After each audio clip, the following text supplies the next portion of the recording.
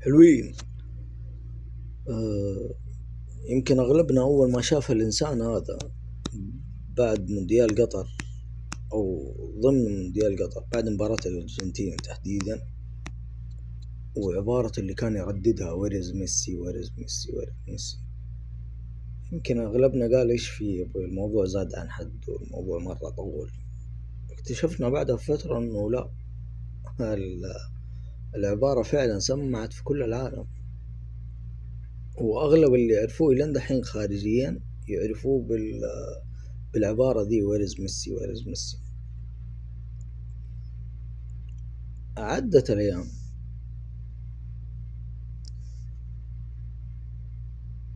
تفاجأنا إنه الإنسان هذا قاعد يسوي محتوى رياضي بشكل للأمانة ما حد يقدر ينافسه فيه، ولا حد يقدر يسويه بذي الطريقة. لأنه لو كنت متعصب لنادي معين مستحيل تسوي محتوى رياضي بذا الشكل،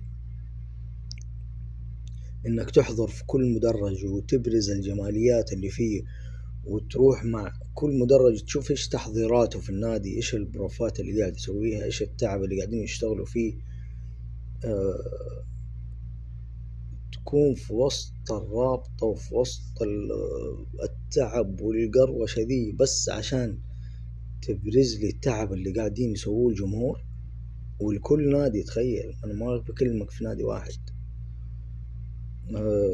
للأمانة جهد عظيم،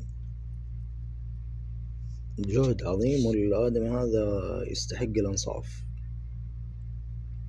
كذا المحتوى اللي يقدمه كذا شيء خاص فيه هو، يعني ما حد يقدر يطلع لنا الصورة دي. أنا ما شفت أحد قبل كذا يسوي نفس المحتوى ذا بالضبط، مستحيل.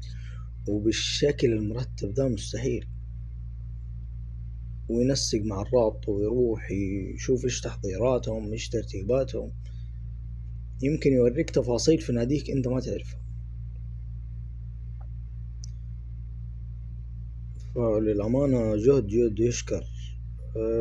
استمر يا أبو عاود، استمر يا وحش، يعطيكم العافية.